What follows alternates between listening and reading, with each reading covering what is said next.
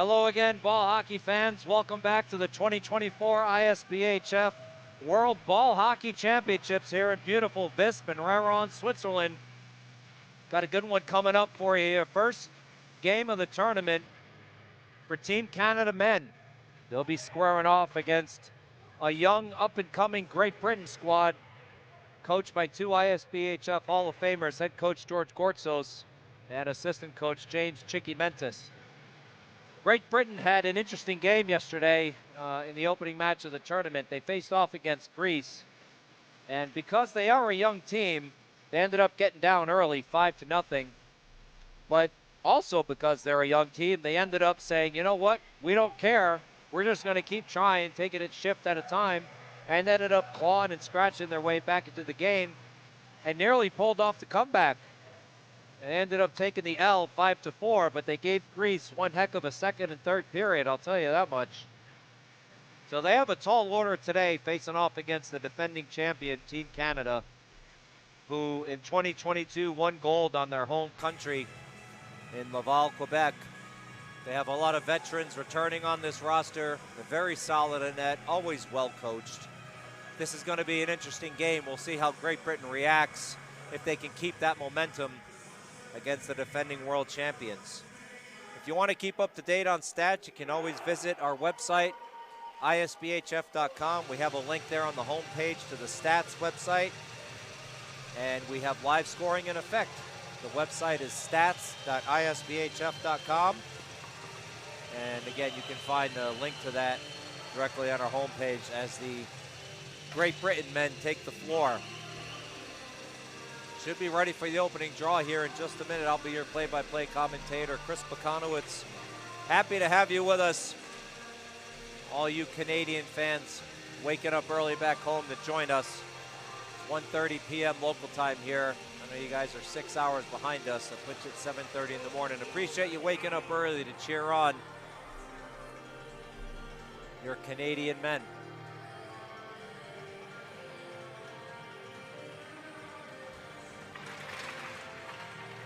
As both teams finish saluting each other, as is tradition here in the ISBHF and in the sport of ball hockey.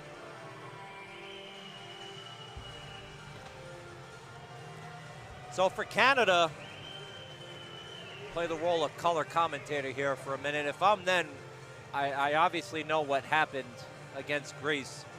And if I'm the coaching staff for Canada, my message is very simple. Get up early on these guys, keep the pressure on them, and let's let them know just what they are up against. We're the defending champs, and we need to act like it. Let's not let them breathe. Let's get the ball deep, get a good forecheck going, get the legs moving early, and make sure that we smother them. Now, if I'm the Great Britain team, we know we're a young team, probably saying, hey, we know Canada's going to want to come out and bury us early so that they can effectively demoralize us. Let's do our best to keep them off the scoreboard as long as we can and just play smart hockey. Let's limit the turnovers, make sure that we don't make bad passes. If we have the ball on our stick, let's make sure we know what we're going to do with it before we get it. And just play smart hockey. That's the best we can do, right? Play smart hockey.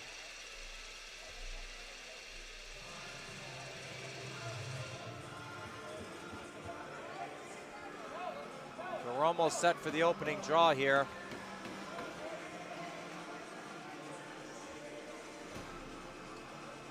Trying to see who is in net for Team Canada. And it looks like Chris Kerr, number 31, if my eyes do not deceive me, as we are underway. So Canada with possession early. Streaking down the right wing. Canada still with possession. Out in front, loose ball early. Possession maintained by Canada. Point, long wrist shot. Knocked down in front. Onto the stick of Great Britain. They're going to try and get it deep here. Poke forward by Canada. Trying to stick into their way through. Not going to work as Great Britain takes control. Good poke check there by Jean-Philippe Moquin.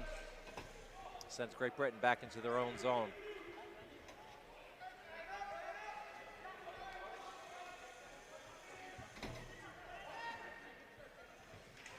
I believe Great Britain has Dominic Ray in net, who was the player of the game against Greece. Outstanding young kid, really played fantastic. Kept them in it throughout the second and the third period. As I mentioned at the start of the game, they lost 5-4, but I'll tell you what, if it wasn't for that kid, I mean, that game could have been 10, 11, 12, nothing, as we're going to get a penalty here on Great Britain. Referee has his hand up. Ball skitters into the corner. Canada has pulled their goalie, so right now it's a 6-on-5. See what they try and pull off here. If they're just going to get a shot on net, get set up for the power play. Tic-tac-toe. Lafont, shot goes wide. Shot, oh, good save by Ray. Right off the waffle. Another shot, finally Great Britain gains possession. Good look at the net there for Canada by Justin Melino. See what the call here is on the referee as he's pointing at the offending Great Britain player. So Great Britain netminder Dominic Ray gonna have his work cut out for him early here as Canada goes on to the power play, and it looks like it's an interference call against number 8 for Great Britain, or sorry, that looks number 9. My apologies there, Cameron Gallagher. I'm up in the bird box here, folks. A little hard for me to see the numbers. Continue to do my best to make sure that I get the names and numbers right as Canada sets up on their world-renowned power play. Shot goes wide. I think everybody who's a fan of ball hockey knows what Canada likes to do on the power plays. That's what we're going to do here. Levi fakes it, shot, score. Canada 1-0. Tic-tac-toe. Nothing Ray could do on that. Canada making it look easy. Some quick passing. And your goal scorer there at number 4 is Jean-Philippe Moquin. Well, not the start you wanted if you're Great Britain, but as I said at the beginning of the game, they're a young team, right? They don't know what they don't know, and sometimes that works to your advantage, as it did against Greece. They got down 5-0, but they never quit. You know, sometimes when you're young, you just don't appreciate the magnitude of the moment and the gravity of the situation, and you just play hockey, right? You just take it a shift at a time. And that's what they got to do here. Just take it a shift at a time. Listen, you could argue it was a bad penalty or whatnot. I don't think it was a bad penalty. There was some hockey value in that interference call. Kid did what he needed to do. It's unfortunate that it resulted in a goal, but it is what it is, right? Can't change it. Pick your head up and just move on as Canada maintains possession down here in the Great Britain zone. Ball bounced around there quite a bit. Chipped up into the Canadian zone. First chance for sustained pressure here by Great Britain as the net gets completely dislodged off its moorings. Looks like number 44, Willie Burkett for Canada, took what I'll call a gentlemanly spill as he is focused there up on the main monitor. See where the face-off comes, up to neutral floor. Great Britain asking, why is it in the zone? The referee says, well, I don't have to explain that to you, son. Just get ready for the draw. Here we go. One back by Great Britain. Beasley has it. Great Britain trying to gain the zone. They are offsides. A little too overzealous on that effort. I see Magnus, White, Granger, Maher, and Davidson coming out for Canada. So they're going to get wholesale line changes here.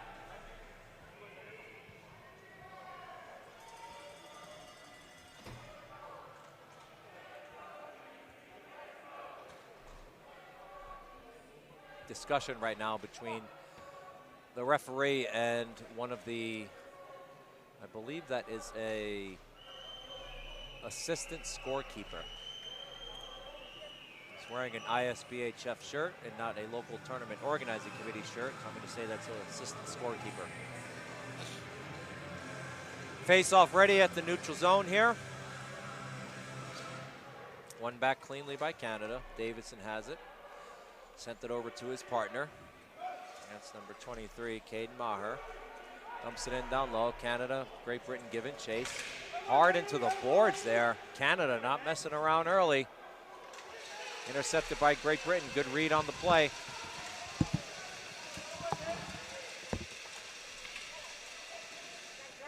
Still battle along the boards there. Picked up by Canada, and they dump it deep into the zone. chipped up into the zone, and we are going to get a flooring call here. Great Britain player saying, hey, I touched that. The referee says, sorry, son, I don't think you did. And that'll be the end of that.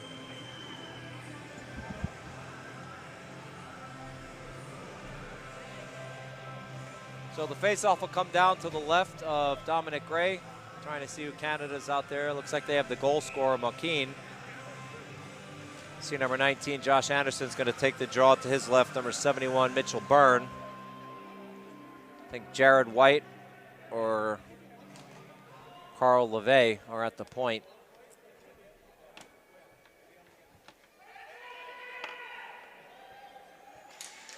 Face off, one back by Canada. Long shot, score! Canada goes up 2-0 on a blast from the point. Now's number 16, Noah Lemos. Ray never reacted for Great Britain. I just don't think he saw it. Obviously, he's a world championship level goaltender. He knows to just shake those off. I mean, you can't see it, you can't stop it. See if we got to look at that on the replay, but good heads-up clapper there. 2-0 with 11:41 remaining in first period here. As we take a look at the replay. Yeah, I don't think Ray saw that because he never reacted at all. He never made an attempt to stop that. So back to the action. Rifled in deep, down by LeVay. Apologies if I mispronounced the French Canadian's name. Could be Laville. I'm saying LeVay.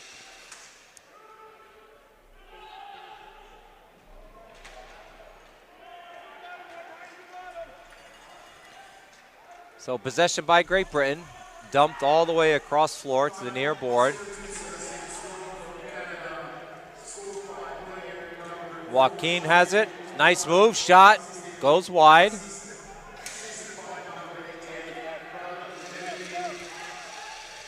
Great Britain with possession.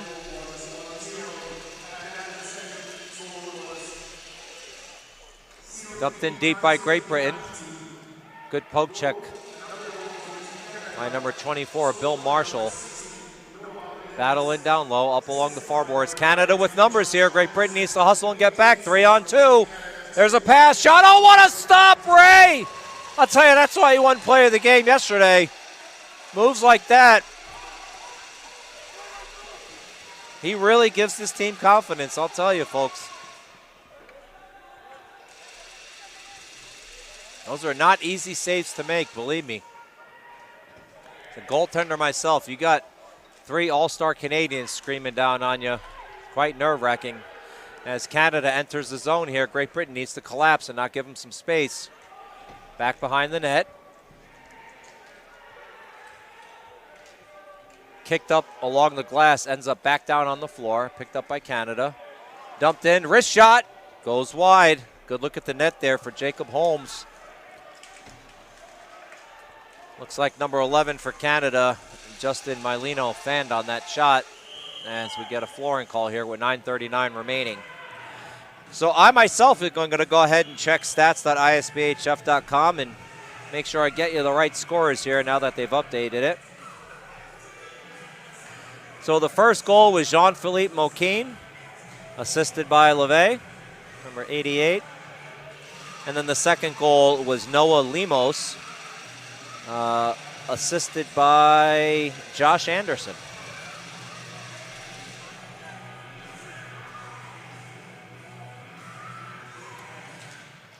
Ready for the draw. Chipped up to the side near boards. Picked up by Canada. Churchwell has it. Down low to Mailino. Tries a centering attempt. Shot. Saved by Ray. Good wraparound attempt there by Canada. Ball goes off the side of the net. Canada still with possession.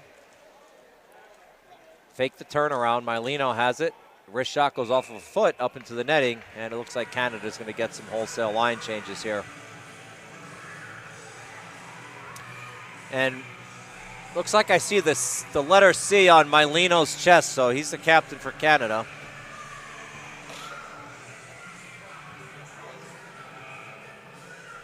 .909 left here in the first period. Canada's first game of the tournament. Great Britain second. They lost 5-4 yesterday to Greece.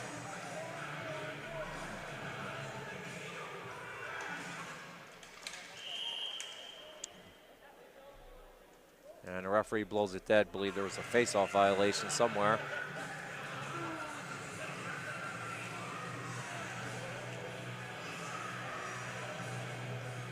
Referee pointing, need you to get on side, son. Young man listens. And now the referee is what appears to be giving a complete and thorough explanation of World Championship level ball hockey face-off rules to Great Britain. Back to the action. Chipped up along the near boards by Great Britain, intercepted by Canada. White has it down low, sends it behind the net to the point, up to Maher. Maher chips it forward. Maher still with it. Stuck in his feet, can't really do much with it. Finally gets it onto his stick, over to the point. Here comes a shot from the point. Shot deflected wide. Picked up by Canada. Granger has it. Drops it off for number 23, Zafir Raji. Over number 86, Jared White. White now rifles it down low. Great Britain player without a stick. So if he gets near the bench, well, somebody gave him a stick. Oh, what a stop by Ray! Outstanding save, another one! Oh my goodness, Ray! Keeping this a 2-0 game. Well, this kid's got some reflexes. Long shot. Just goes over the net. Goaltender's lost his blocker. I don't know that the refs have seen it. They might be blowing this play dead if they see that. Not sure what the official rule is here when a goaltender loses a piece of their equipment other than the helmet. Now they do blow it dead. Okay. So I know if you lose your helmet, they blow the play dead. I was unsure of what the rule was. But I do have a referee here nearby who could potentially explain the rule. If a goaltender loses his equipment, blown dead, the goalie lost his blocker. The play is dead. Blocker, yeah. Yeah, referee discretion.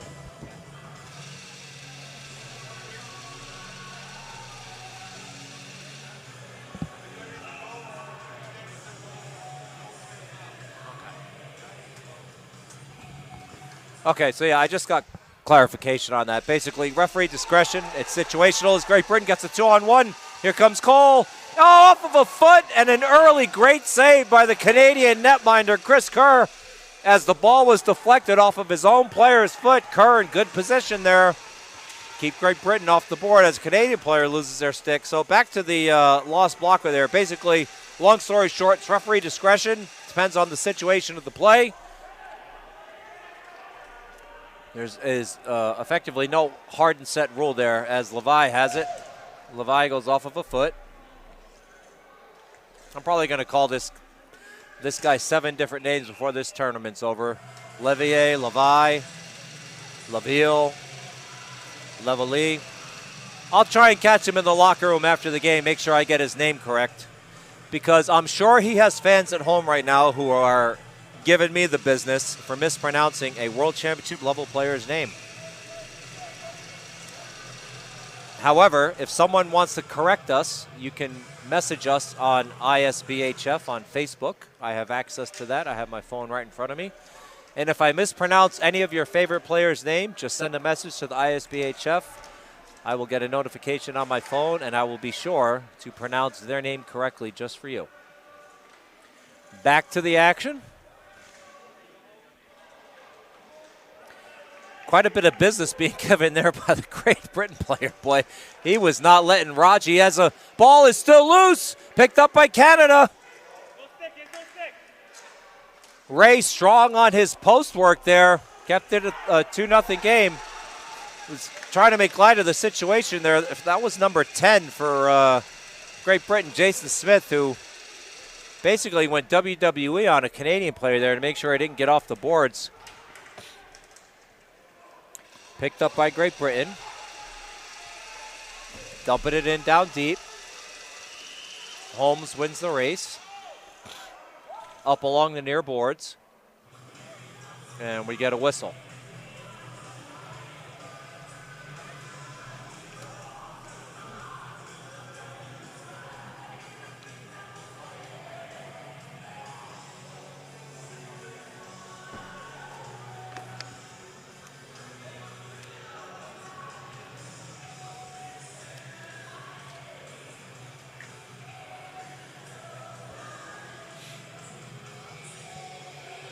Great Britain getting set up for the draw here.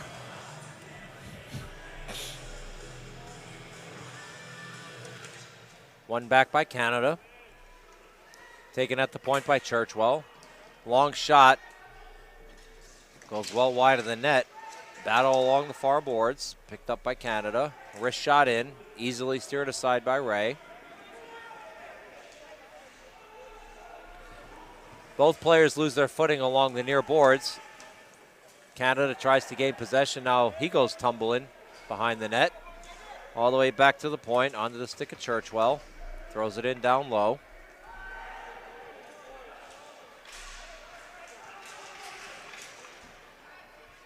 Canada still with possession in the Great Britain zone. Just Great Britain having some trouble here when they get the ball on the stick. I don't know that they're really used to the speed at which Canada operates. You just don't have room as the shot goes well high over the glass of Raji. But it's a lesson to be learned, right? The only way to get better at the game is to play people who are better than you. You know, I don't think Great Britain has any delusions here. It's Canada, the defending champs. But they're doing a good job surviving the onslaught, you know. Playing better this period than they did in the first period against Greece, I can tell you that much. As we continue to have a battle below me along the near boards. Looks like we got 4 people there. I don't think Great Britain's waiting for tea time. Canada's like, I need this ball, kids. Looks like White finally managed to get a stick on it, but then Cox intercepted it for Great Britain. Now back to Canada into the Great Britain zone. Picked up by Beasley, number 44. He'll be patient with it as both teams look to make some changes.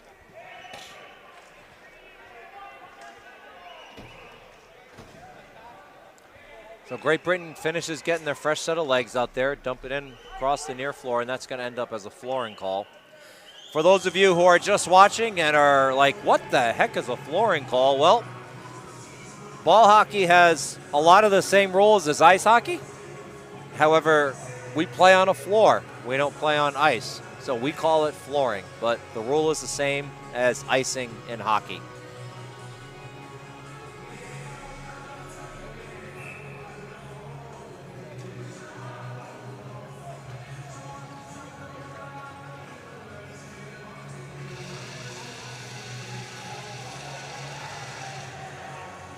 Well, something happened here with the netminder, Dominic Gray. Might be an issue with his helmet.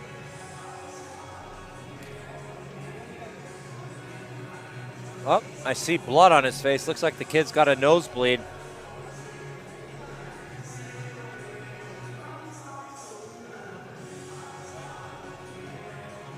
Great Britain training staff going to attend to him here, get that cleaned up.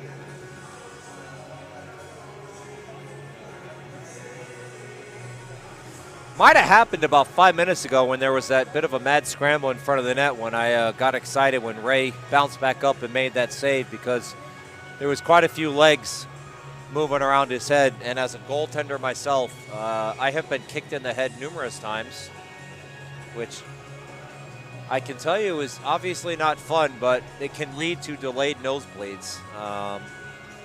You really just don't even realize it because there's so much adrenaline coursing through your veins. And then you end up tasting a little bit of blood in your mouth, and before you know it, you're heading over to the bench and saying, hey, somebody give me a napkin here. I got a nosebleed. So it happens. It's hockey. Nothing to panic about. If you are a family or a friend of Dominic Gray, relative, and you're back home watching, I can assure you he is perfectly fine. He does not have a concussion. He's not going to need to go to the hospital. Nosebleeds happen.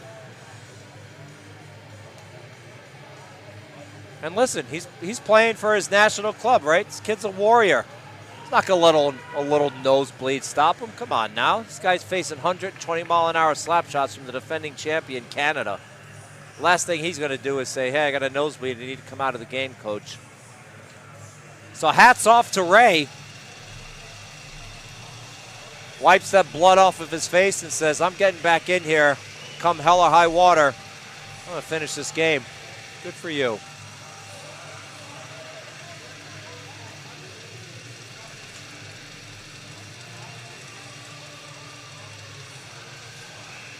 All right, referee blows the whistle. And we are ready to get back into the action with 3 minutes, 59 seconds remaining.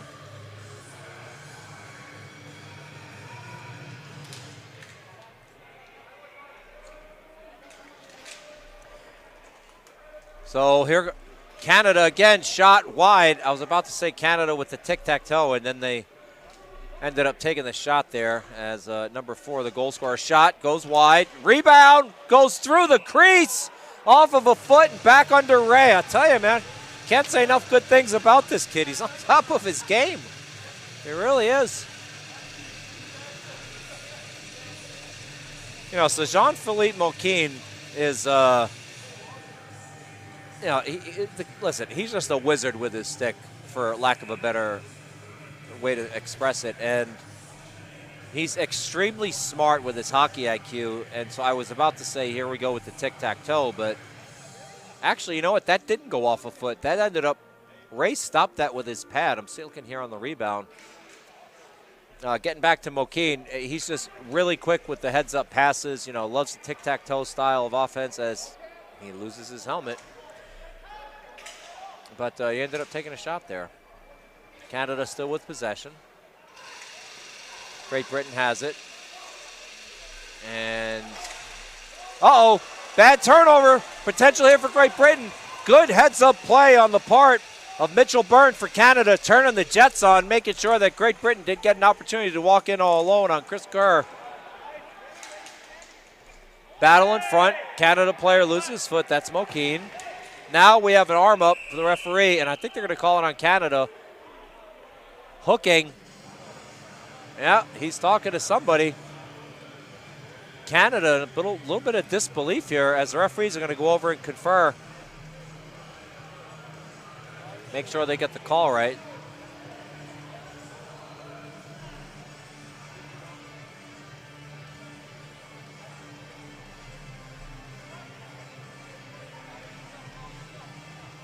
All right, so the aforementioned Jean-Philippe Moquin is waiting to go into the penalty box, looking up at the scoreboard to say, are you kidding me? I didn't do anything. Well, there it is. It's it's an ultra 4 definition, high ultra definition, 1080p, whatever you want to call it, folks. You can't grab another player's stick like that. Guilty is charged, into the box he goes.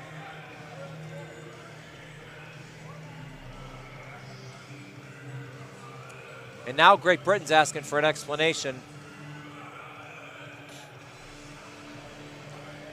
Listen, I've been around the game of hockey, you know, my whole life.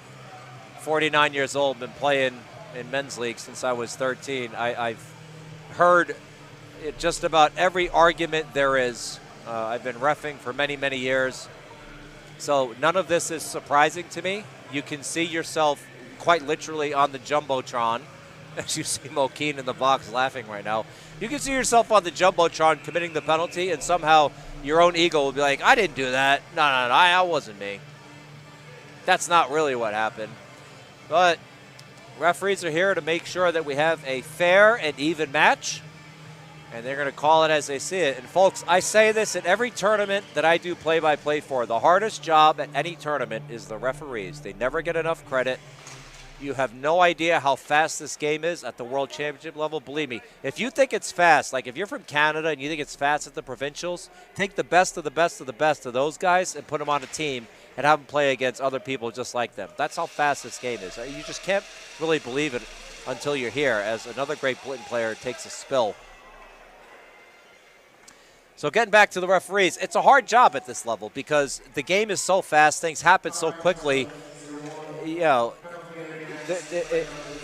if you're out of position and you try and get away with, if you're a player and you're out of position and you try and get away with something like Moquin did there, These are world championship level referees. They're going to catch it.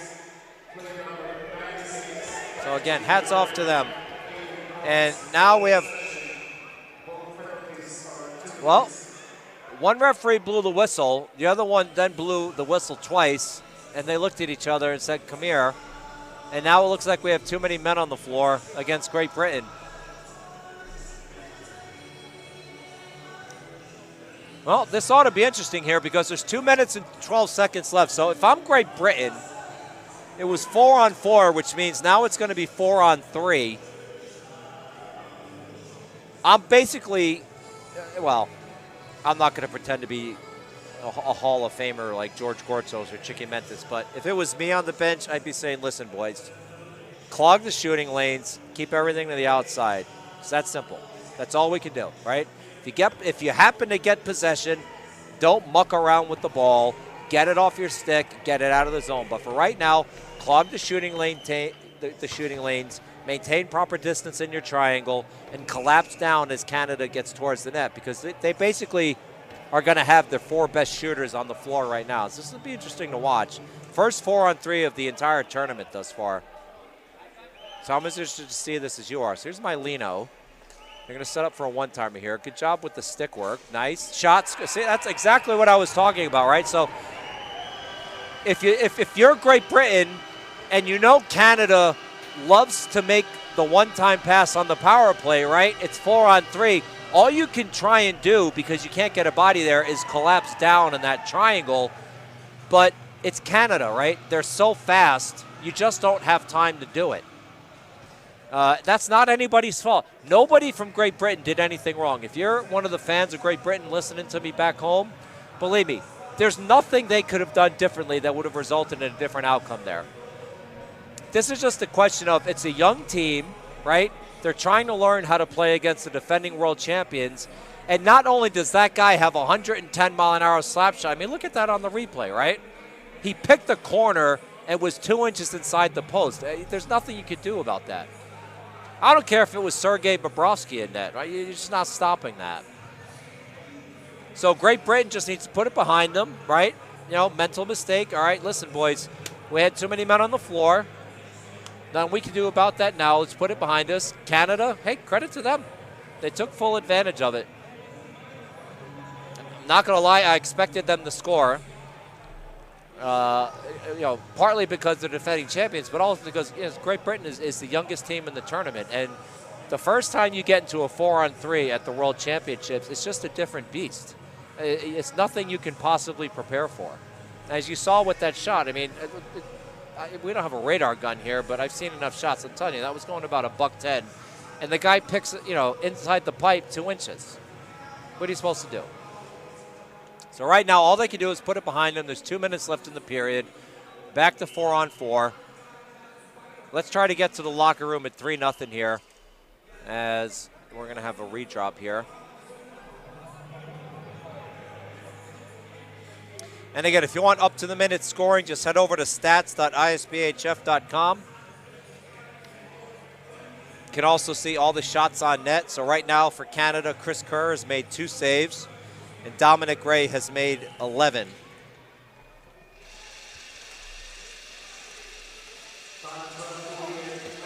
So dumped in deep by Great Britain.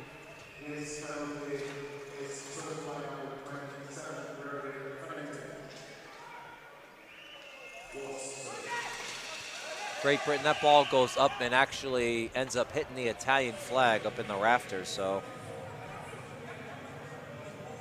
if that went off of a Canadian stick, it should be deep inside the zone. I think the referees are conferring, hey, did you see it hit a stick? He says, no, I didn't. But I did, so we're going to have face-off down deep in the zone.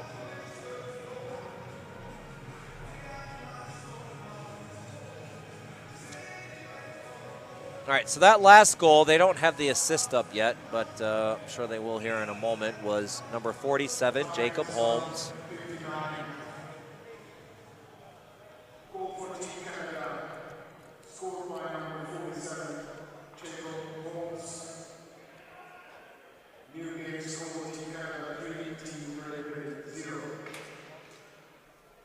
Face-off one back by Canada. Minute 30 left remaining in the first period.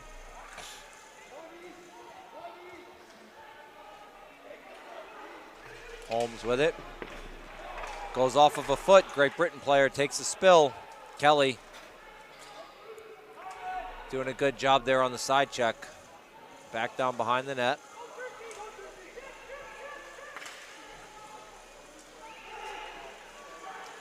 As we approach the 1 minute mark, all the way up to Raji. Gains the zone. Canada with it. Canada still with possession. Drops it off to Holmes. Shot. Pad save, Ray. Holmes again. Oh, fanned on it was Raji. Had half a net there.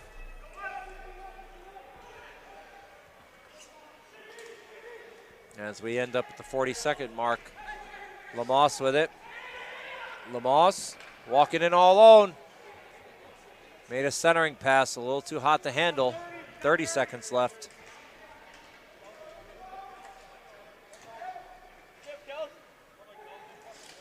Wraparound shot, stuffed. Way to clog the shooting lane there. As the ball goes out of the zone, we end up with 15 seconds left. Picked up by Trevor Mainman. Mainman dumps it in on Ray. Ray pokes it to the boards, but ends up right on the stick of a Canadian defenseman. Scramble in front, and it looks like that'll do it for the period. So Jacob Holmes was assisted by Trevor Mainman on that goal. Go ahead and mark that on my scorecard. So there's 10-minute breaks here between periods. We will be back to bring you the second period. Team Canada, the defending men's A champion, up 3-0 against Great Britain. We'll see you in 10.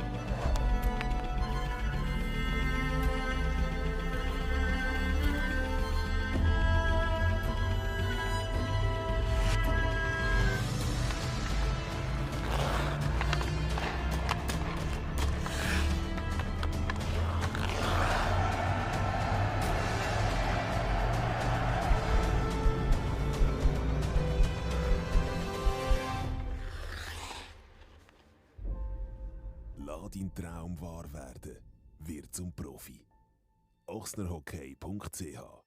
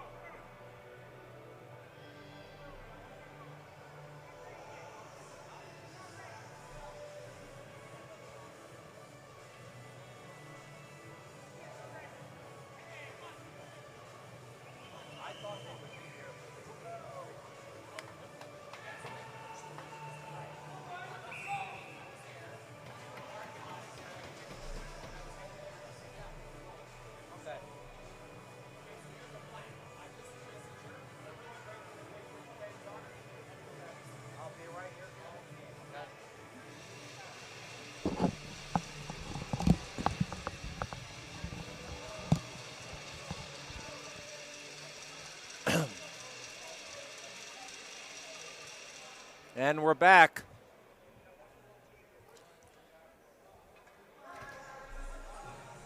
Three 0 Team Canada.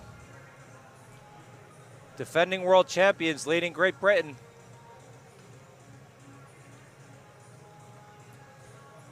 I have to say, Great Britain did a good job basically for the majority of that period, other than the mental mistake with the too many men on the floor penalty that led to a goal from Canada. I mean, ideally this should be 2-0, but hey, hats off to them for hanging with the world champs, right? It's a young team. You know, they're a former gold medal winner of the B pool themselves. You know, going from the B pool to the A pool, it's a big difference. Not just in terms of talent, but the pressure. Everything happens so much more quickly as the ball bounces out in front. Good poke check there, shot, good save by Ray. I'm telling you, this kid's very fundamentally sound, very positionally sound, as I believe they're going to blow that dead because the ball bounced off of somebody in Team Canada. But getting back to Ray, he was so impressive yesterday. I mean, really, how often do you see a goalie, right, give up 5 goals and win player of the game? And I'm telling you, can't say enough good things about him. It could have been 20-0 if it wasn't for him. He really inspired the team, and I think he helped spark that amazing comeback, even though they fell short 5-4. So face off. Here comes a one-timer shot. Good pad save. Good clear along the boards there for Great Britain. That was a smart heads-up play by Joe Howie. Get that ball out of danger. Howie now trying to find a man. Shot, good save. Rebound buried. And Canada goes up 4-0. So Ray made the initial save. And a bit of a positional breakdown there on the part of the Great Britain defender. Left his man between himself and the goalie and had an empty net. And obviously, I'm going to pull a Dan Dierdorf here and state the obvious. You can't do that against great players.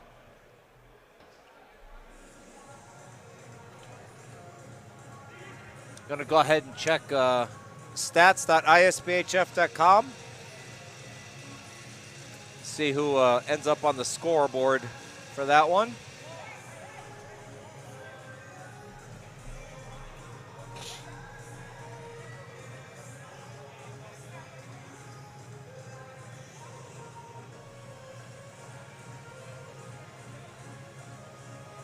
See there on the replay, and seems to be some discussion now between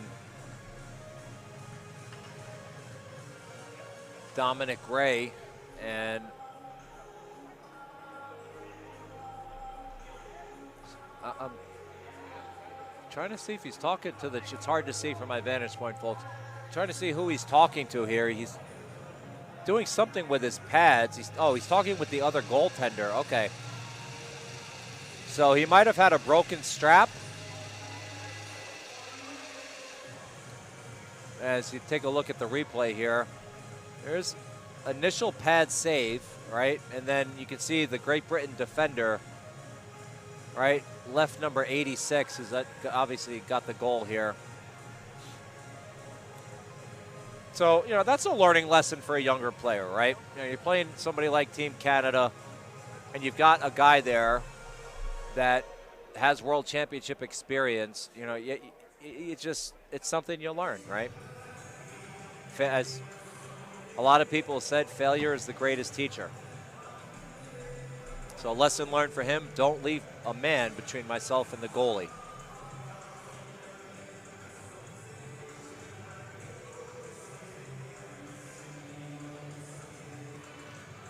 There is a large Great Britain contingent here in attendance, I have to say. I'm not sure if you can see it on the stream, but I see 4 Great Britain flags. The Great Britain women played earlier today on the other rink, Raron, which, for people wondering why we have not been doing play-by-play there, it's just not possible. They have motion detection cameras. They don't have manned cameras, so that's why we don't have play-by-play there. Okay, so they put the goal scorer up on stats.isbhf.com, so it's Jared White. That's who ended up scoring for Canada, number 86. He was assisted by Magnus and Granger. Okay, so that's number 67, Blake Granger, and Christian Magnus, number 97. 4-0 Canada as Ray heads back into the net after his equipment malfunction.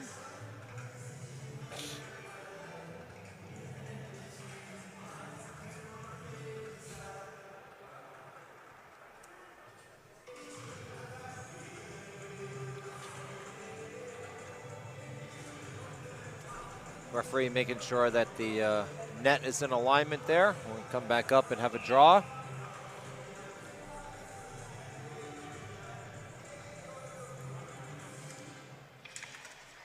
Face off, won by Great Britain, but then intercepted by Canada. Mokeen with it. Sent down low. Backhand, oh, good reactionary save again by Ray on a quick backhand.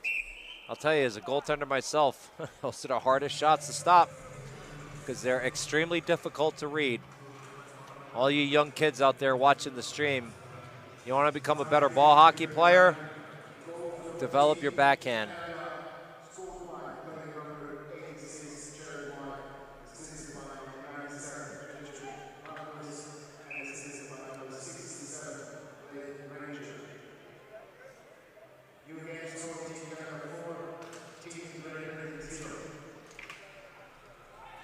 All right, face-off won by Canada, picked up by LeVay. LeVay throws it through the floor, nobody there to pick it up. Now it's picked up by Lemos, tries walking in. Good defensive stick work there by Great Britain as the ball goes out of play.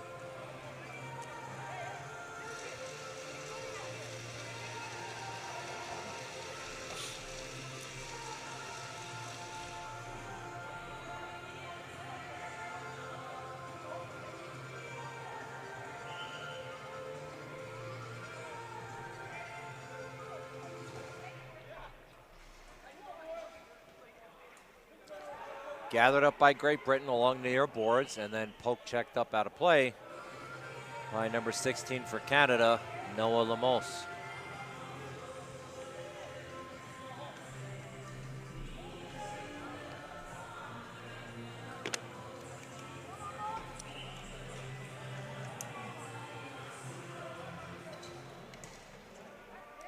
Chip forward by Great Britain. Sent back in down low by Canada. Kelly has it for Canada. Kelly wheeling and dealing over to Holmes. Long shot, deflected up into the mesh netting. And we'll get a face-off. Looks like Great Britain going for some line changes here.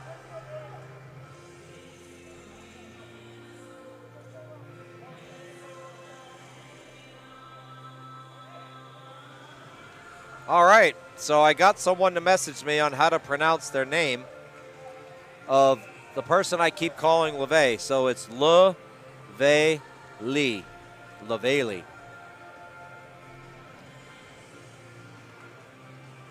Hopefully that's correct. If it's still wrong, let me know. I got my phone in my hand. LaVallee.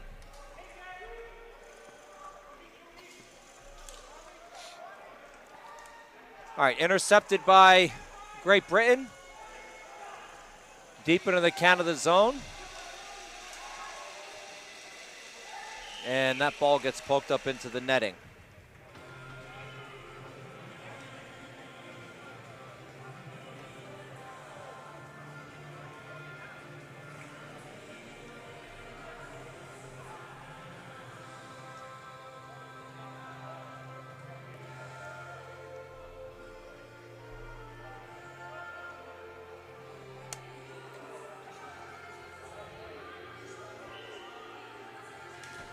Face-off one back by Great Britain. See if they can get some sustained pressure here.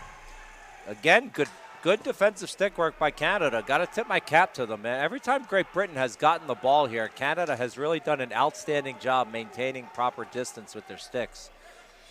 And for all you young kids out there, one of the things you hear from coaches is, you know, maintaining proper distance with your stick is very, very important the higher you climb in the elite hockey ranks.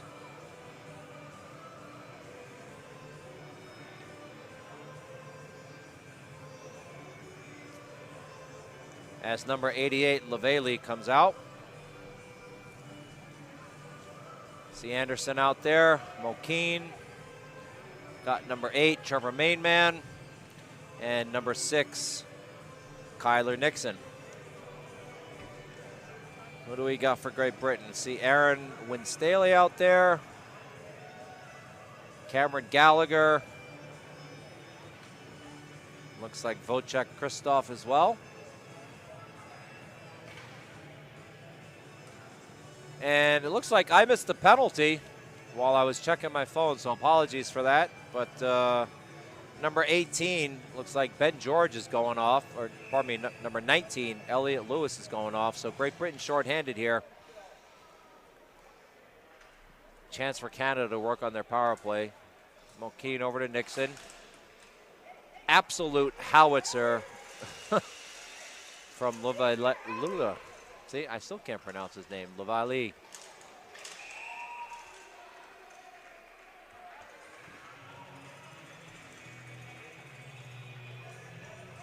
As we get a face-off. Well,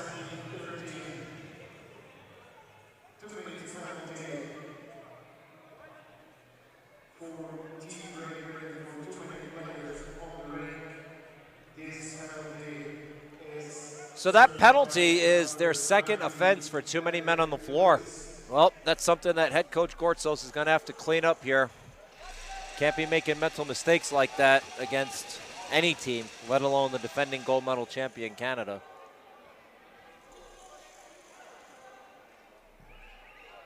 So we have your classic line stack here in ball hockey. So most elite teams do it to gain the zone. See how Canada works this around, try to set up that one-timer for either LaVallee or Mokeen. Over to LaVallee, shot goes wide, and then it ends up getting gloved by Dominic Ray. And Canada's going to send out another power play unit. I see Kelly, I see Laframboise, Holmes, the captain Mileno's out there.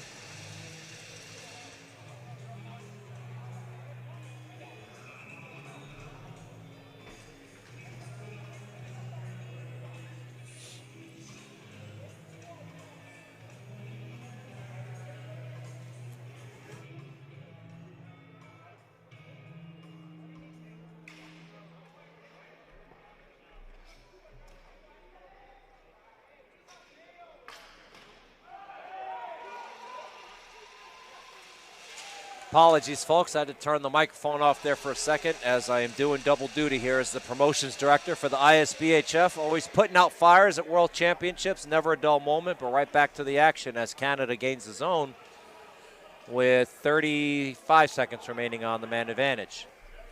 Sent in down low and then immediately cleared by Great Britain. Good job by them, not wasting any time.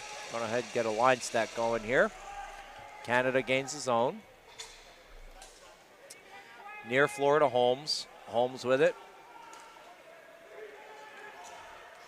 Shot off the pipe. Boy, that was quick. Milano with it over to Holmes. Shot goes wide.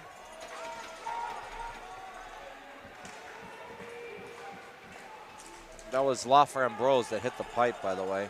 Or pardon me, Laframboise.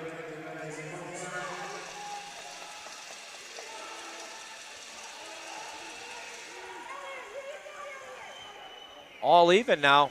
Canada still with possession. Long wrist shot. Hit somebody in front. Great Britain trying to carry it out of the zone. And they're going to get some changes here. So picked up by Cox. Cox, wrist shot. Waffled down. It's a good look at the net, though, for Cox. I mean, it was a smart decision, right? The goalie has not faced a lot of shots. You know, hey, throw something at the net. You've heard me say this many times. If you've ever heard me call games before, if your worst option is to throw the ball on net, it's not a bad option.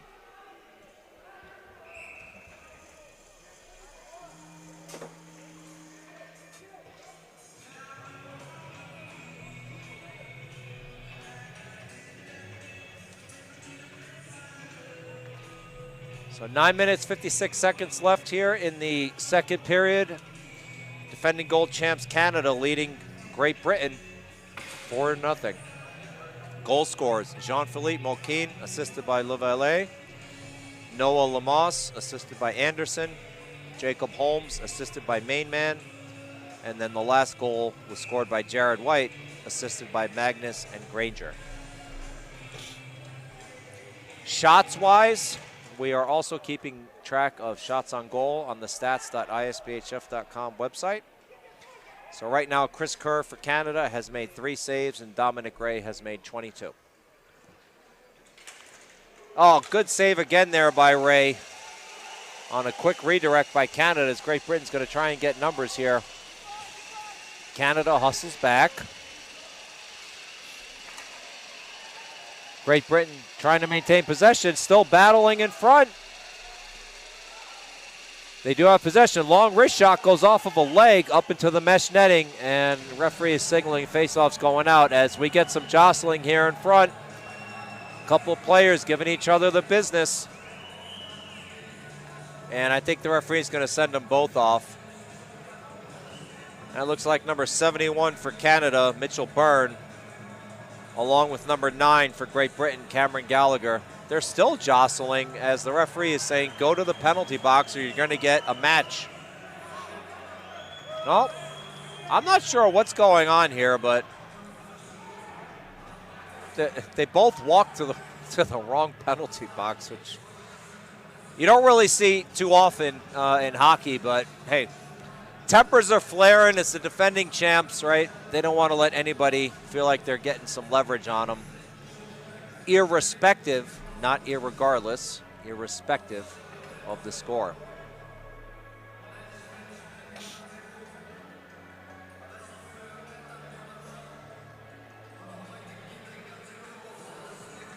Well, it's World Championship level hockey, folks. There's going to be some chirping going on, so what can you do?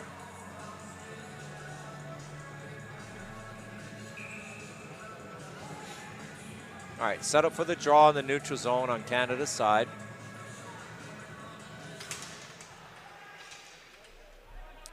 One back by Great Britain. Howie has it. Howie sends it over to Churchwell. Back to Howie. Soft chip up along the boards. Good read by Canada there on the part of number 24, Ryan Nicholson. Nicholson has it. Nicholson sends it over to Nixon, and now on in all alone.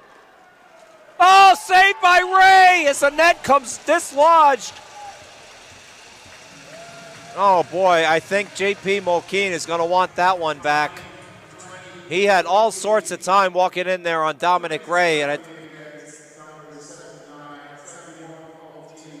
might be thinking to himself, I made one too many moves. As we see here on the replay, the ball got a little bit away from him, and then he was unable to corral it back to roof it up top.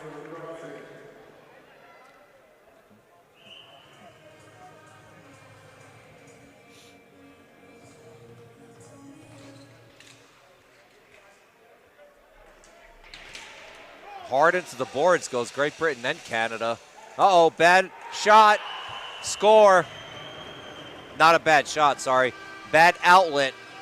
Read well by Canada, and then buried right between the legs of Ray, who had no chance. I mean, that was just bang, bang. And I believe your goal scorer on that's number 24, Bill Marshall. Well, again, Great Britain's a young team, right? You know, mental errors are a factor when you're a younger team, as we take a look at the replay here. So, you know, he was smart to chip it up. He's just got to be more mentally aware, right, of who's around where you're chipping the ball away from when it's behind the net. And number 24, Bill Marshall, making no mistake about that one.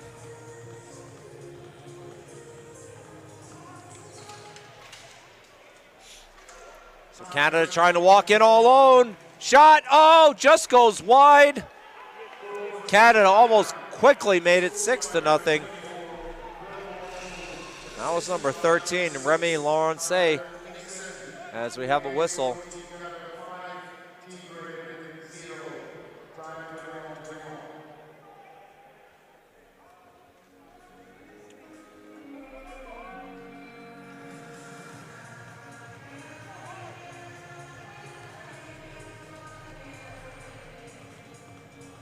Face-off coming all the way back into the Great Britain zone.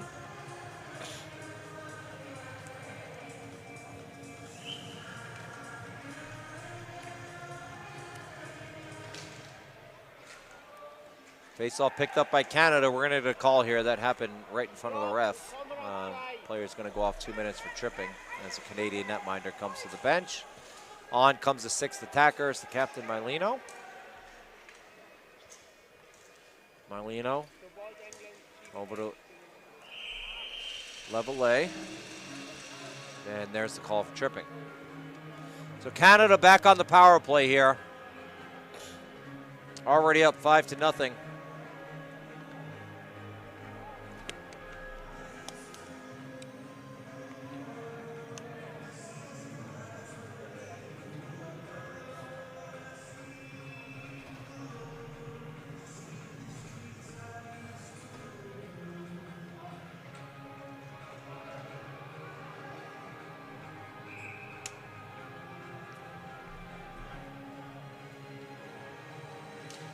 All right, so Lawrencell wins the draw back. Holmes has it. Holmes over to Milano. Milano to Holmes. Shot. Good save by Ray. And gets the glove on it. So this is the second time we've seen 4-on-3 in this game. And also second time we've seen 4-on-3 in the entire tournament. Let's see if Great Britain does anything different here to try and prevent that lethal Canada one-timer. But as I said before, there's not much you can do here when it's 4-on-3. I mean, these players are so good. They're so fast. They're so smart with the ball. It's just a tall order. As good stick work there. Can't see the player's number from here, but hats off to that kid for the good stick work on Great Britain. As Canada gains the zone, I'm going to go ahead and get set up here.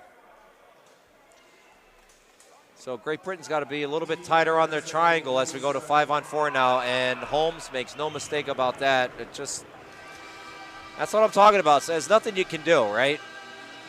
Again, I don't care if you're Stuart Skinner, right? You're not stopping that shot. I mean, it leaves the guy's stick. It's in the back of the net, right? So Ray, you know, just put it behind him. You know, he's a young kid. This is a learning experience for him, right?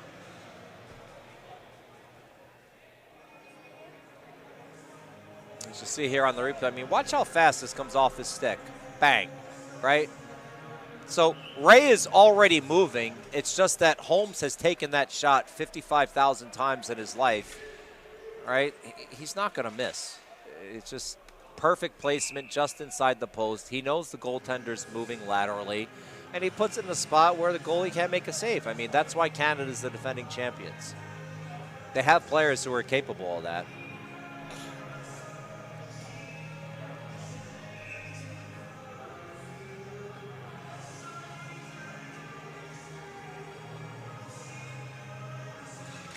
face off to the right of Ray, and we're going to get a whistle here as we have a high stick. And I believe the referee is going to check for blood here. Walks past the player, so not going to be any additional two. However, out comes the now lethal Canada power play. Anderson, main man, Levelet, JP Mulcan, and Nixon's on defense. So if I'm Great Britain here, right, it's 6-0. You know, I think they understand what the situation is here. You know, just try and clog the shooting lanes, right? It's 5-on-4, and make sure you get bodies in front of your netminder. Because you know that if Canada gets the one-timer off, right, the speed at which they shoot, it's just virtually impossible for the netminder to stop, right?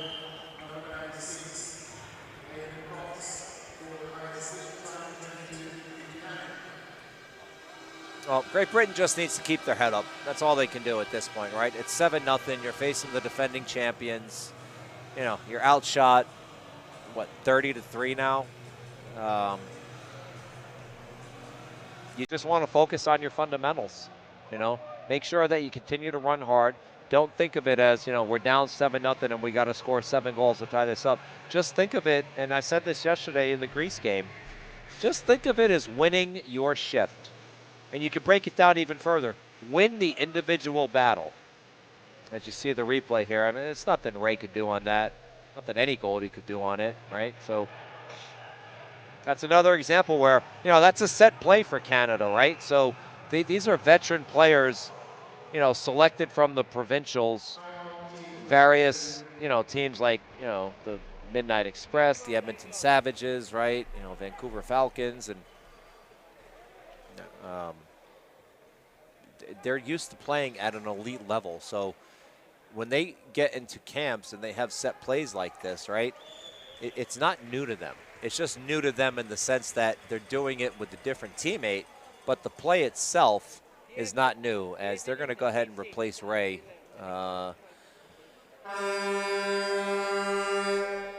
Getting the number here for you. So Arjun Kayla is going to come in, get some experience here, as this game is basically out of reach now for Great Britain. So all the credit in the world to Dominic Ray. You know, if you're listening back home and your family, friend, or just a fan of Great Britain, hey, hats off to that kid, man. He did the best he could. That's the defending gold medal champion, right? You know, Great Britain's in the A pool now. You know, I'm reminded of something, you know, ex-football coach Mike Ditka once said when he was talking about Walter Payton and then how hard it was to tackle Walter Payton, who used to be NFL's all-time leading rusher. And Ditka was interviewed, and he would say, you know, a lot of times if you watch Walter, instead of running out of bounds when he gets close to the sidelines, he'll take a step forward and he'll turn into that defender and try and run him over, just to let people know, and he'll do this early in the game, just to try and let him know what it's like to face the best, because Walter knew he was the best. And, you know, in hockey with a team like Canada, when you're facing Great Britain, right, as Great Britain netminder makes his first save here, you're trying to set a tone for the tournament, right? And I said this yesterday, goal differential matters. So this is not a question of poor sportsmanship or anything like that, right? If Canada can score 30, believe me, they will. Because goal differential is the #1 tiebreaker if, you know, teams finish with the same amount of points as Canada tries to give and go here that doesn't work. So, you know, part of what Canada's doing here, you know, is nothing personal against Great Britain. I'm sure everybody on Canada has nothing but the utmost respect for Great Britain. But they're showing the rest of the teams in the tournament what it's like, just like Walter Payton did, to play the best.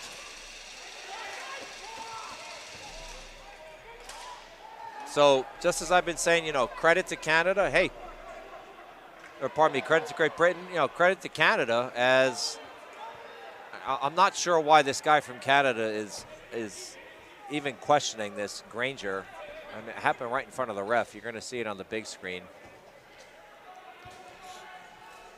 I mean, if I'm Great Britain right now, I would just give Canada the ball, and, you know, so let me focus on my power play. I'm not sure you're going to be able to get it deep and get sustained pressure in a 6-on-5. Probably better off with a 5-on-4, but that's why I'm in the announcer's booth, folks, and I'm not down there coaching. What do I know?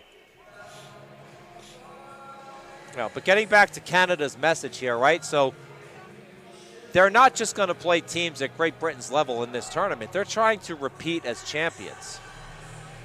So they're trying to send a message to the other teams that they feel that they're going to end up having to compete against, in the quarterfinals, the semifinals, and if they make it that far, the gold medal game, right? The powerhouses, your Finlands, your Czech Republics, your Slovakia, Greece, right? They're trying to send a message, say, hey, we're here to play, right? We made Great Britain look like a cakewalk, and when you come face us, you better bring your A game, as Tiger Woods used to like to say, because we're not going to make it easy for you.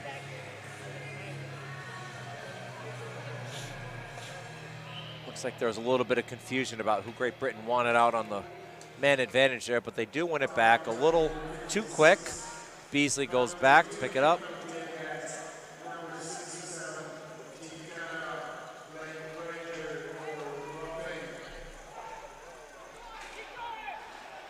So battle down deep, picked up by Beasley. See what Great Britain can do here on their man advantage. Beasley just playing pitch and catch right now. Walks it in, wrist shot. Ooh, good wrist shot there. Was going for a deflection. Number 95, Kyle Lewis, was standing in front there all alone. Lewis unable to get the tip there, so good positional butterfly save by Chris Kerr. Smart wrist shot there for Great Britain, right? Those are the types of habits that you want to develop if you're a young and up-and-coming team, right? You see a man standing all alone in front, throw it on net, right? Doesn't have to be a 110-mile-an-hour clapper.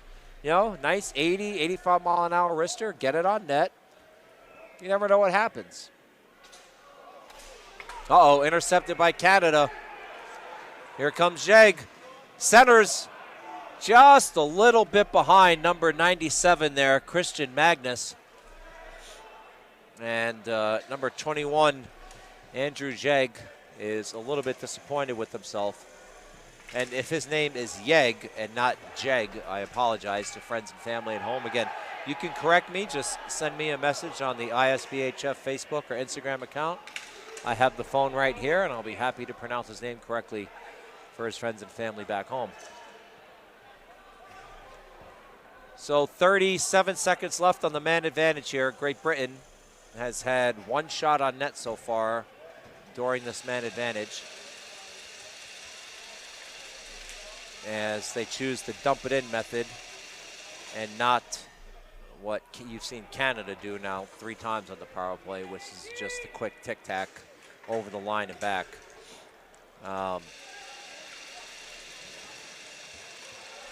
Be interesting to see if Great Britain gets sustained. Well, so much for that. That's not going to happen. I was going to say it'd be interesting to see if Great Britain gets sustained pressure here, if they try and get more bodies in front of Kerr. But that penalty's over now, so back to 5-on-5 with just under 3 minutes left as Canada gains the zone. In all alone, good save, Great Britain. Solid positional goaltending there by Arjun Kela. As for Canada, that was number 19, Josh Anderson, who was walking in all alone. Believe he tried to go 4-hole and not 5. Let's see if we can see that on the replay. He's got his head up. Yeah, he tried to go 4-hole, not 5. So, hey, that's why he's on Canada, because when you're that good, you can go 4-hole and not 5. As the ball is chipped up into the Canadian zone, corralled by Holmes. Lavallee with it. Lavallee, again, good positional save. Wow, I like what I'm seeing from the Great Britain netminders here.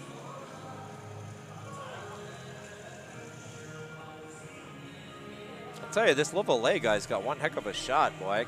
I can hear it when his stick releases and he scrapes the floor from up here in the bird box.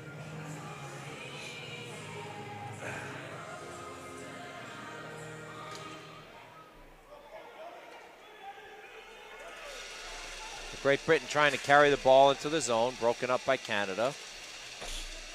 Oh, good pinch there by Great Britain. drops it off, but nobody there. Picked up by LaValle, sent forward. Back to LaValle, he's got room. Rolled off of his stick, and I believe that was Mixon that sent the backhander. I think it looked like it just went over the crossbar. LaValle with it. LaValle loses it. Intercepted by Canada. Good read there by Dylan Churchwell. Ball goes out to the point, over to Holmes. Holmes loses it. Bad play by there, walking it all alone. Shot, save, rebound off the foot. I don't think the goalie knew where it was.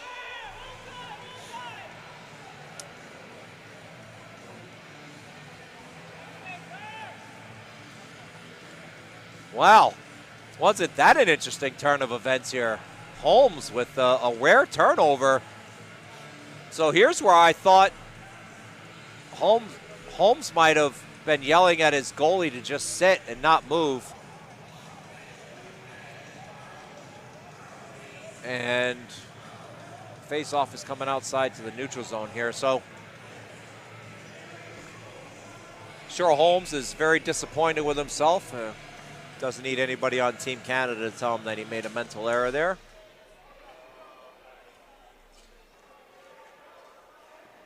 Picked up by Nixon. Nixon wheeling and dealing through the neutral zone. Advances it over the red. Sent cross floor to Lorencel. Lorencel with it.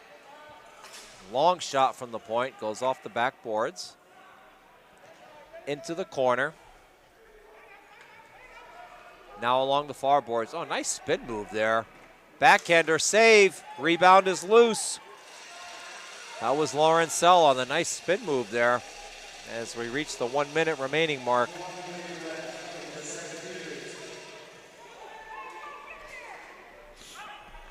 So chipped up forward by Canada off the stick of Raji. Sent up by Greg Britton, but intercepted by Canada. Good read there on the play by Byrne. Canada gains the zone. Rolls off the stick of Raji, back to Lorencel. Lorencel fires it in down deep. Nope. Mishandled it, now gives chase. I feel like Lorenzel's been out there for like a minute.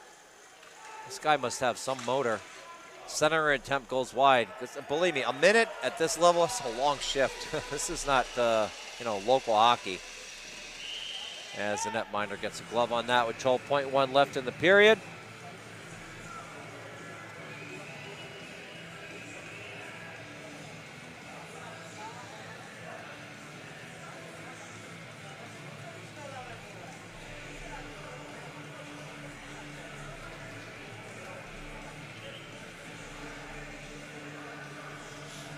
So face-off coming just to the right of Chris Kerr.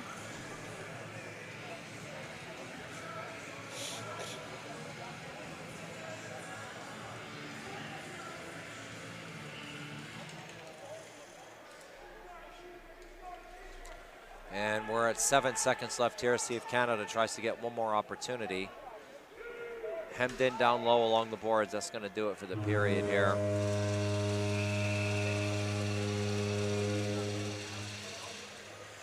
Well, I don't know who adjusted the sound on the goal horn, but I'll tell you, my stool was vibrating from that. Sounds like they took the Buffalo Sabres goal horn and lowered the bass on that to about 1,000.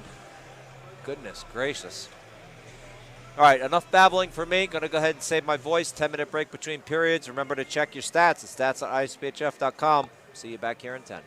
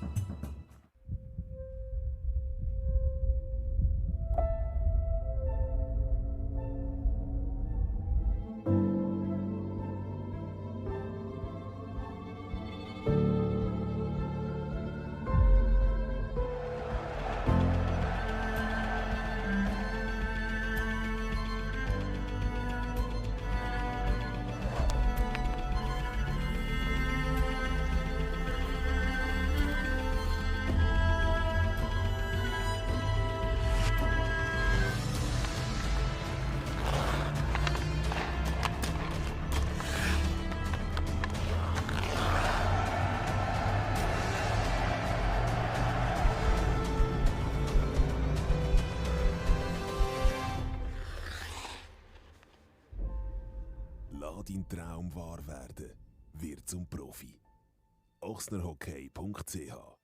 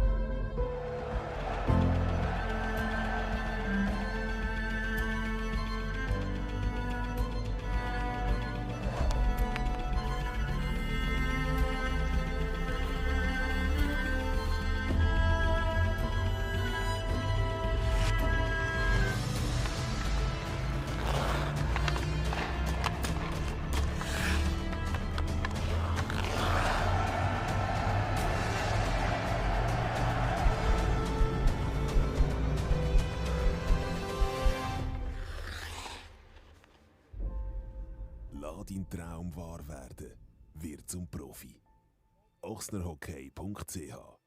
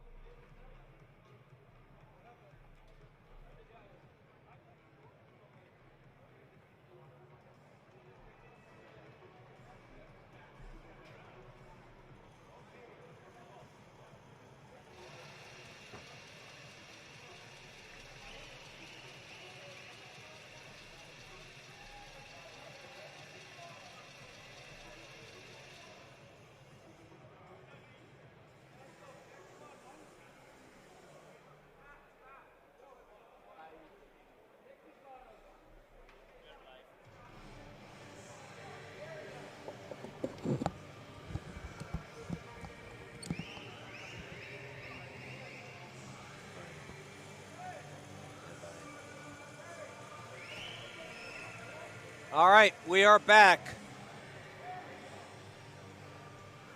Or I should say, I am back.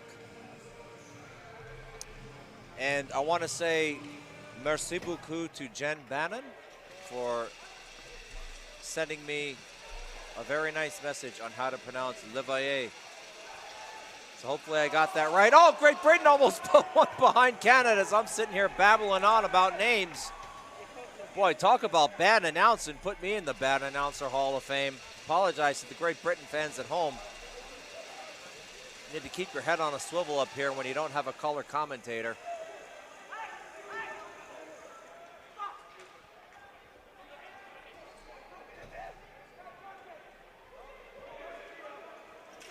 Look at this guy run. Main man in all alone. Good pad save. I don't know where that guy got wheels from, but good Lord.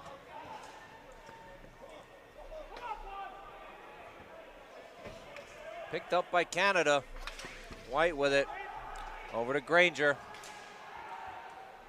Down deep battle. Granger still battling with it.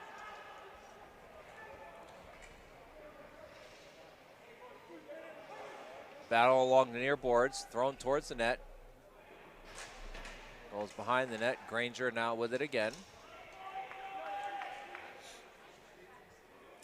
Circling out in front. Granger shot. Hit a body in front. But look at Granger, man. This guy's still running. Talk about world-class athletes. Been out there 40 seconds. He's still running.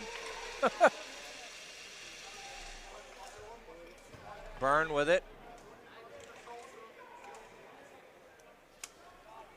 Canada dumped it in down low. That was Noah Lamosse with it. Back to Granger. Pad save. Rebound, Mayo! Magnus almost buried it. And we get a flooring call here. Thought he was going to roof that, but not sure if the Great Britain netminder got a piece of it or not. We'll see if Arjun Kayla got a pad on that. Hopefully on the replay. Well, no, there was the Great Britain play. Yeah, so that guy from Canada saved the goal. And there's the streak in main man.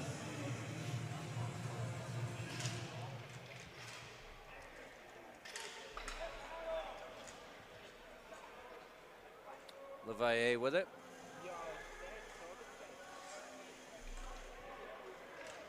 Walking in all alone, and we're going to get a call as we end up with a goal. Levaye. Well, it's rare to see somebody score a goal and then be unhappy about it, but I believe he took offense to the Great Britain player tripping his teammate. Oh, it's 8-0, man. I don't know what to tell you at this point.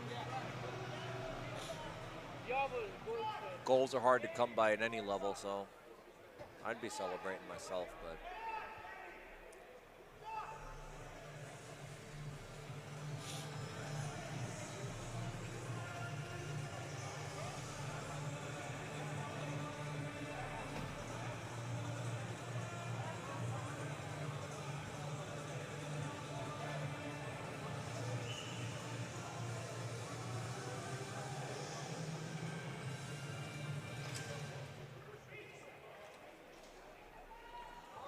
All right, Great Britain has it at the blue line, and they are offsides.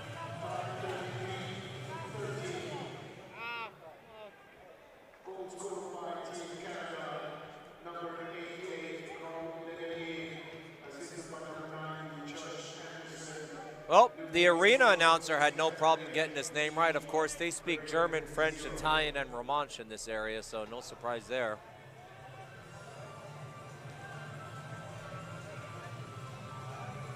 Just trying to keep things light and entertaining, folks. It's 8-0 in the third period here.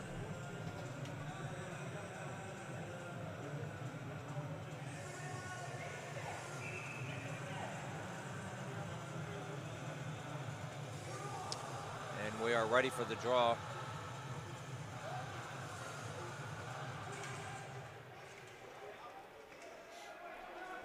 Ends up getting won by Canada. Sent all the way down. Well, there was a penalty there that I missed. Again, nominating myself for the Bad Announcing Hall of Fame, but Jacob Holmes, number 47, is in the box, so let's see what Great Britain does here.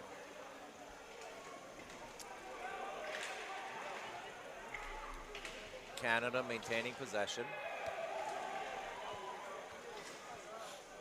Great Britain finally gets it.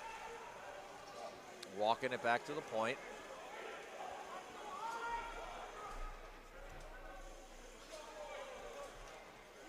Cox has it.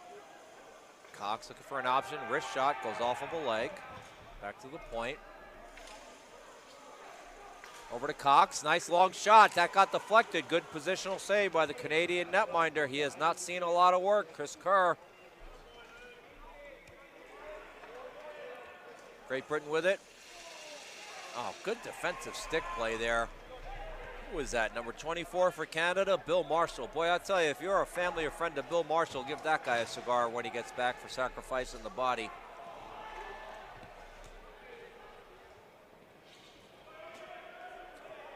Great Britain netminder comes out to play it, but unfortunately plays it all the way around a little too hard over to a Canadian player.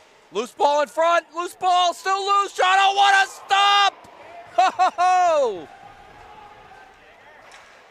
Arjun Kayla on his butt and his back, throwing limbs out left and right, ends up making a big save.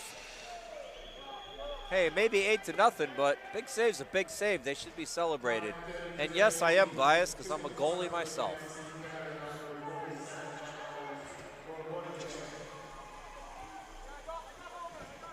Well, back to even strength here, so I'm gonna head over to stats and see what Holmes got called for.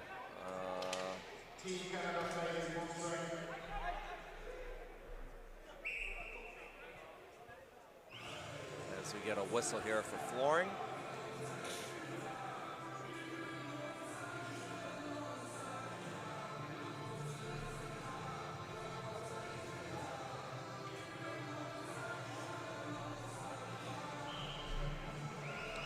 Well, they don't have the penalty listed, so I don't know what he got called for, but whatever it was, I'm sure he deserved it.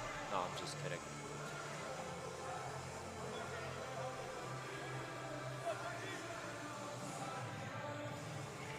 Referee providing some instructions here to the Canadian centerman. Long shot from the point, goes off of a body, into the corner goes Levaye. Levaye with it, trying to wheel and deal out in front, throws a backhander on net, goes over the crossbar. Over to Moquin. Moquin with it. Back to Levaye.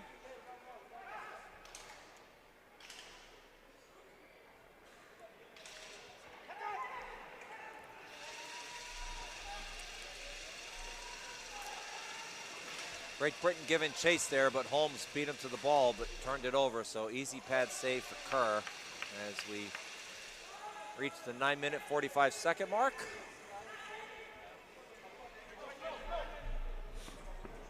Anderson with it, drops it off to Levaye. Levaye looking at his options. Wrist shot. Good original pad save there by Kayla, but the rebound was immediately buried. I believe that was number 19, Josh Anderson. Yes, it was.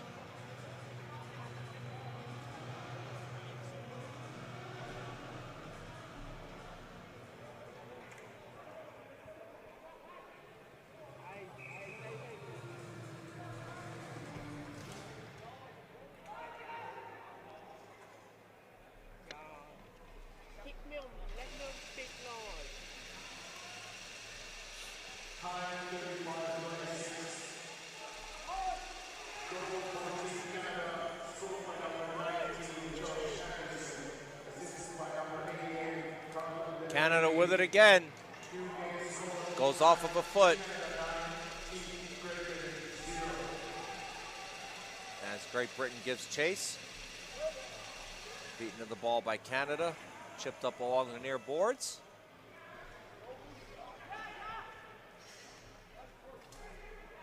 Canada with possession in their own zone. advanced up to Remy Laurencel.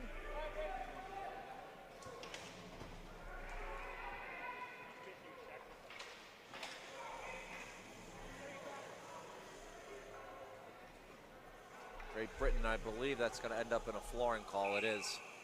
A little too overzealous on the outlet pass there.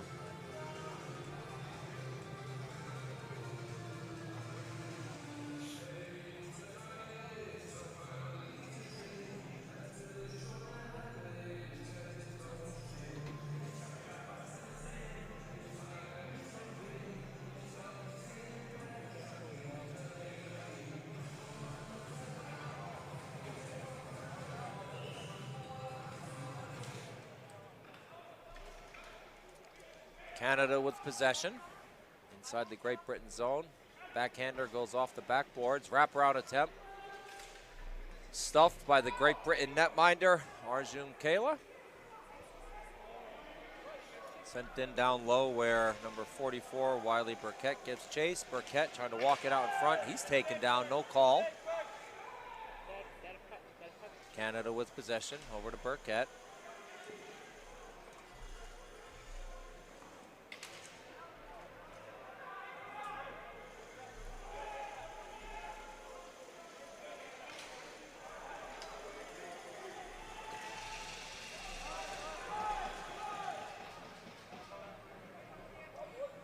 Main man with it. See if he's going to turn the Jets on again. Look at this guy. Jesus. Rifles one after he's offsides, but man, tall and lanky and runs like the wind.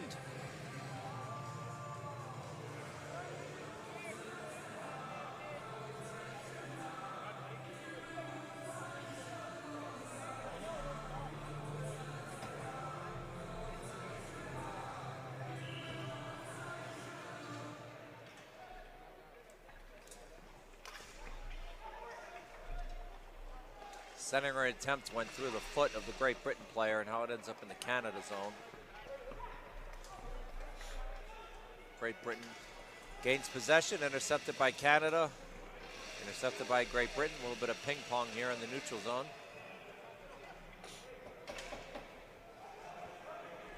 Now Canada has it. Oh, good stick work there by Great Britain.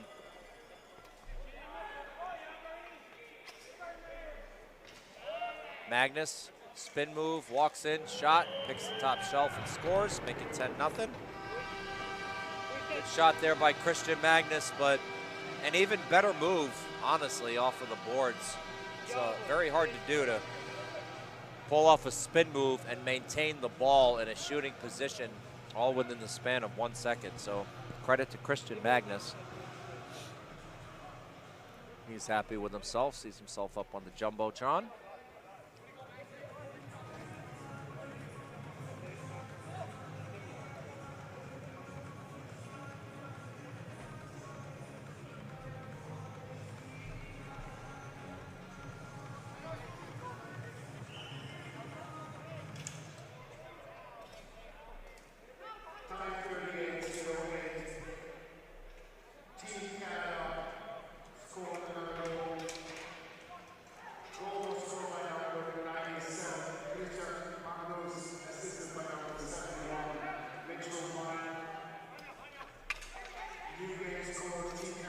So Mitchell Byrne gets the assist on that one from Magnus as Canada regains the possession. Oh, good save there off of a quick redirect. Ball rolls through the crease into the far corner.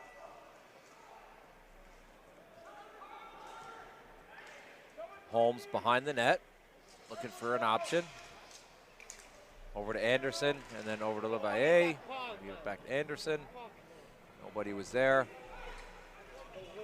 Good hustle play. Number 3, Dylan Churchwell at the point there. So Great Britain trying to get the ball out of the zone. Can't. Still can't. Canada still onside. 5:40 left.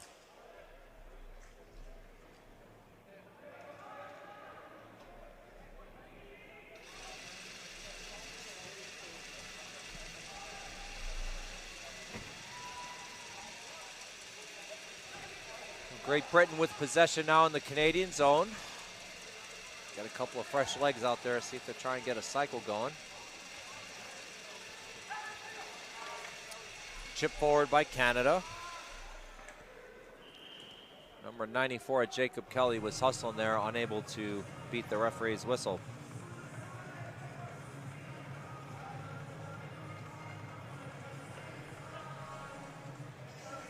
Well, if I'm head coach Jason Cormier for Canada, I'm happy with this performance. I think they've really controlled play since the first ball drop. And other than a couple of mental mistakes, which are to be expected for every team in the first game, right? I mean, at the end of the day, nerves get the best of anyone. Nobody's perfect. But I think he's got to be happy with this.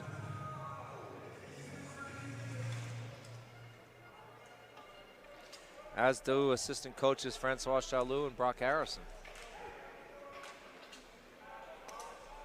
Brock Harrison, winner of the Most Valuable Forward Award at the 2023 Buffalo Masters for Canada Saskatchewan, who ended up making it into the bronze medal game, lost to Greece. Want to talk about wheels? Go on our YouTube channel, watch Brock Harrison run, and hey, you'll get to see him run again too in the Legends. Good glove save there. Coming up in Edmonton, Alberta in August, ISBHF with our first ever Legends Division World Championship for men age 45 plus. Looking forward to a good time up in Edmonton with some of the legends of our sport who have kept themselves in great shape, still play at a high level. You know, they're obviously not as fast as the younger guys here, but they're all wily veterans, as we like to say, and very smart with the ball, and see a lot of good positionally sound, very good fundamental type hockey. So I'm looking forward to that. And Brock Harrison will be playing for Team Canada. Would not shock me at all if he won Most Valuable Forward again. One of the fastest players I've seen at his age. As we have 3:49 remaining. 10-0 Canada, as my UK fans like to say. Although in America, as you know, we say 0, but across the pond here, they like to say 0.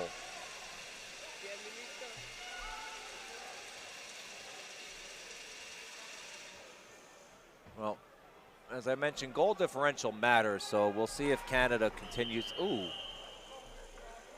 looked like a Great Britain player almost took a nasty spill there into the boards, but Canada was like, hey, sorry about that, bud. I was going to say, it'd be interesting to see if Canada continues to keep the Jets turned on and try and get any more, because goal differential is the #1 tiebreaker. So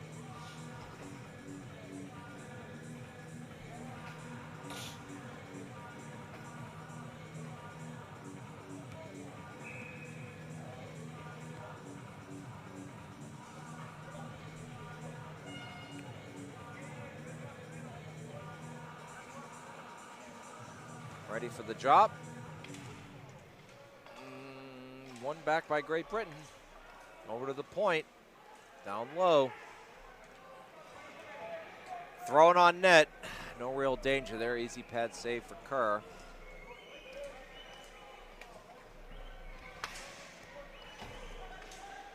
Magnus with it. Magnus walking in. Made a drop pass. Nobody was there. Canada player blows a tire, but was able to pick himself right back up as we get under 3 minutes remaining.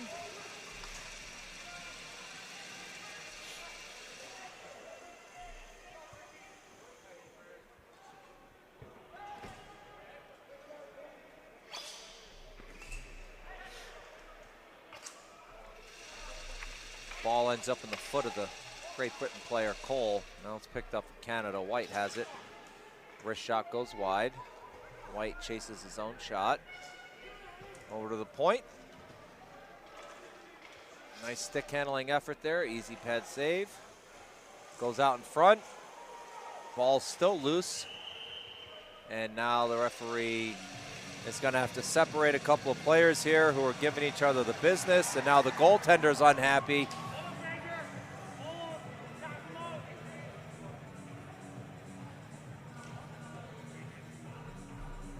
Well, that's hockey. What can you do, right?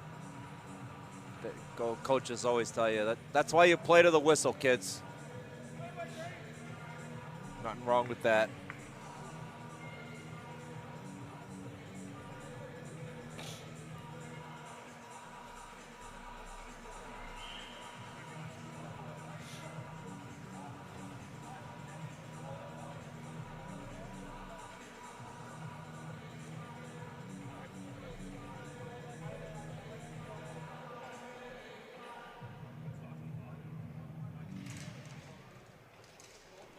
Wrist shot, good butterfly save there. Nice rebound pad save. Kayla getting his work in here. Has 2 minutes, 12 seconds left. Boy, look at the mustache on that guy. Who is that, White? Jared White, sporting a stash at the World Championship, Tom Selleck style. Most impressive.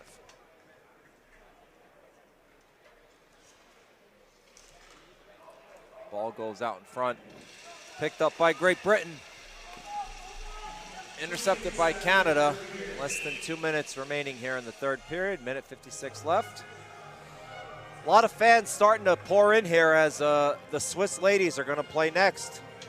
Be sure to tune in for that one.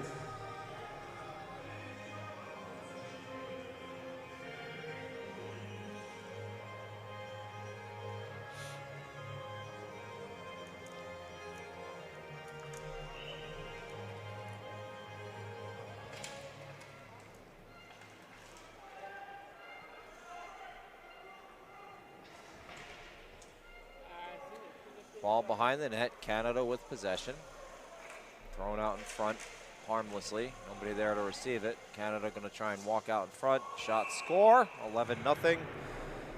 That is number 16, Noah Lemos.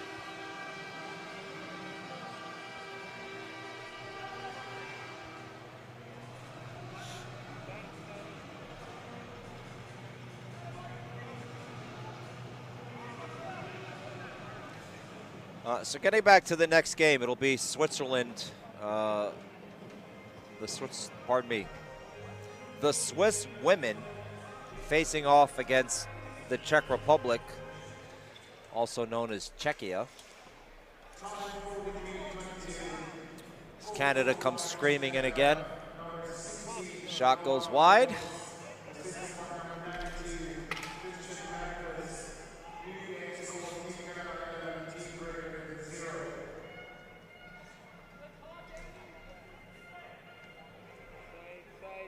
We getting close to the 1 minute mark here. About to wrap this one up.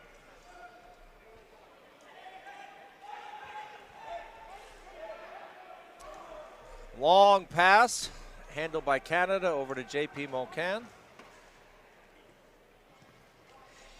Look at the hands on this guy. Just batted the ball to himself twice. Shot, good pad save. I gotta say, the Great Britain netminders are solid, man. If there's one area it seems like they don't have to worry about, it's goaltending. They're doing a tremendous job, they really are. My favorite Canadian player, Levaye, pushes a Great Britain player. Now the referee says, cut the you thought I was gonna say it there, didn't you? Well, now they're jostling at each other, and Levaye is saying something, and the Great Britain player is like, yeah, keep chirping, pal, you're up 11-0. And honestly, you know, my opinion on that in games like this, where, you know, clearly one team is the better team, you know, save it for later. That's, you know, but I'm an old man. I guess my enthusiasm for chirping is not nearly as high as it was in my younger years.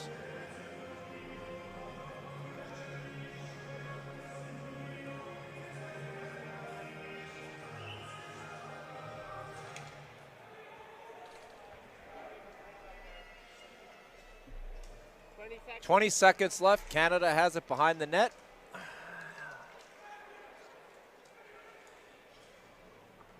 Canada with a cycle going. 8 seconds left. 5. And I think that's going to do it here. Walks it out in front. Last shot, backhander, saved by Great Britain. And both teams walk away. So that'll do it for this one. We'll hang around, see who the players of the game are. For Great Britain, that's a tough call. I mean, I wouldn't be surprised if you gave it to one of the two netminders. Trying to look at the list of runners here, and nobody really stood out. But yeah, I think Aiden Cox had a good game. You know, I think Elliot Lewis, Cameron Gallagher, you know, they played well. Saw them giving a lot of Canadian players the business. You know, doing some good stick work. I mean, on Canada, you know, kind of a potluck here when you put up 11 goals. Player of the game where one team is, you know, just skill-wise clearly better than the other. Generally, you can tend to end up giving it to a lot of people, but this is chosen by the head coach, so let's see who they choose. I'm going to go with Jacob Holmes for Canada. That's my guess, number 47. He had 2 goals. I'm going to go with Holmes. We'll see. Great Britain, I'm going with one of the goalies.